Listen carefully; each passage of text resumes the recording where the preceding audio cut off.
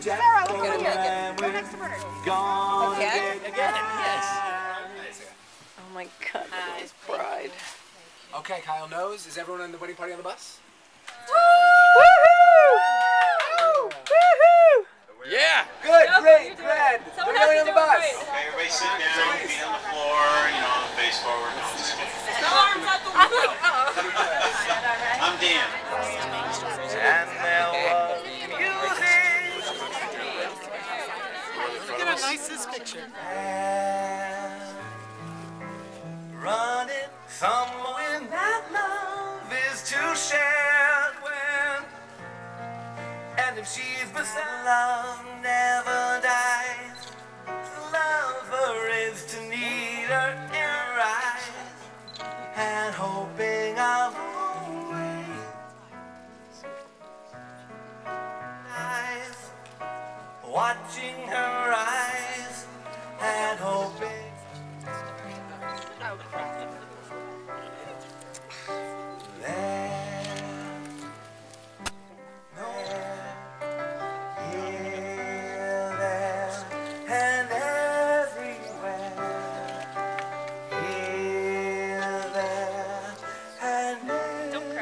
Ladies and gentlemen, we gather here to celebrate the joining of Simon Schur and Lauren Gottschalk. We declare their happiness to the sky. We gather here to watch their commitment grow, like trees reaching for the sky. We honor their devotion and wish them a future brimming with love and happiness. As far back as we can remember, Simon, you've been a force of nature in our lives. You have never behaved as expected and have never adopted the norm. From a very young age, you developed your own modus operandi, and that continues to this day. When we think of you, Simon, we think of a loving, caring soul who would swerve your car into a tree to save a squirrel. We think of a superhero who would save the world, and especially your family and friends. We think of a martial artist who made its tenets of integrity, honesty, perseverance, and indomitable spirit your core grounding. We think of a funny guy who makes a room light up and then roar with laughter. And a caring human who jumps on the first available aeroplane to visit your sick grandmother. And last, but most beneficial, you have become a great handyman who's unafraid to tackle any repair job. We think of you both together, Lauren and Simon, as a team, as strong, compassionate leaders, helping your young traveling companions escape from Bolivia during a coup, as great vegetarian cooks who were able to satisfy even the most voracious carnivores. But mostly, together, you have partnered to create this beautiful weekend for all of us to share in your happiness and witness the strength of your relationship in a most trying and stressful situation, that of planning and orchestrating this perfect, momentous occasion. With both of your numerous wonderful qualities merged, you are like a colorful quilt. You will indeed be a powerful force in helping each other to grow and tikkun olam, repair the world. Mazel. Lauren entered this world quickly, and life has been a whirlwind ever since. As the first child in a new generation, she threw us into exciting new roles: parent, grandparent, aunt, and uncle. The day Lauren was born, Dad visited the nursery before coming in my room, happy and proud because his granddaughter had his dimple.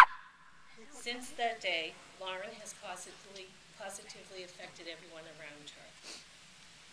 Curious, creative, determined, intelligent, and passionate are just several words that describe Lauren.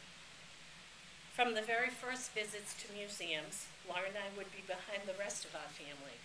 At first, I would read every informational plaque and try to answer Lauren's questions.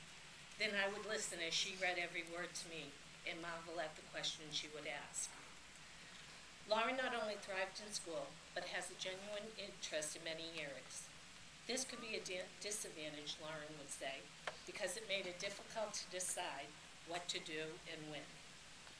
Her interest in the Holocaust led us to a family trip to Washington, D.C. and the Holocaust Museum, and a passionate speech about tolerance and acceptance at 8th grade graduation. Her poetry brought a gruff male math teacher to tears. Her interest in science continues, as evidenced by her desire to go to the Galapagos Islands. Academics is not her only interest or talent. She credits her sharpened expertise to Grammy. Lauren could read clearance and on-sale signs at a very early age. Lauren and Grammy also share a love of crafts and Martha Stewart. Sports, playing the piano, Girl Scouts kept us all busy. All of these interests led the way to her choice of attending Hampshire College, which I affectionately refer to as the hippie college. As I accompanied my daughter on college tours, I marveled at the opportunities available. When we went to Hampshire College, I knew that this was the place that Lauren would thrive. Being the most conservative parent at the school, according to Lauren, it did take a little push from one of her teachers. As Lauren and I were entering the high school to attend an event, Mrs. McConville convincingly told me that Lauren needed to be at Hampshire College to explore her creative side as well as pursue academics. Knowing that I always respect the opinion of teachers, Lauren knew all would be well. Of course, throughout our further visits, I did say several times, maybe we better not tell Grammy and Grandpa about certain things. At college, Lauren blossomed and became even more determined and confident. This is also where Lauren and Simon met. In my family, it was always a joke that once you invited someone for dinner, you would never see that person again. Simon, being from Florida, not only had dinner with the family, he stayed with us. Plus, he had many more people checking him out. As a mother, I wondered who would be able to keep up with, understand, and appreciate my unique, complex daughter. By watching Simon making jewelry with Lauren, spending the weekend with us after our dog Pandy died, and making sandcastles and teaching Taekwondo at birthday parties, I knew that he is the one. Lauren and Simon's relationship has grown from a head-over-heels love to a more mature love. They see each other's strengths as well as their weaknesses. They have learned to compromise. They support each other in working toward their dreams as a couple and as individuals. As we celebrate this time that is as unique and endearing as Lauren and Simon, let us encourage them to reflect weaknesses and share their strengths. Two trees rising from the sacred earth that grow close together, but from different roots. Different colors of leaf, different textures of bark, different flowers in the spring. Yet the same bees that drink their nectar, and the same birds that nest in their branches, and sing the spring into their unfolding buds. The same shower of leaves falling in autumn. For one human being to love another human being, that is perhaps the most difficult task that has been entrusted to us. The ultimate task, the final test and proof. The work for which all other work is but preparation. Love is a high inducement for the individual to ripen, to become something in herself, to become world in himself for the sake of another person.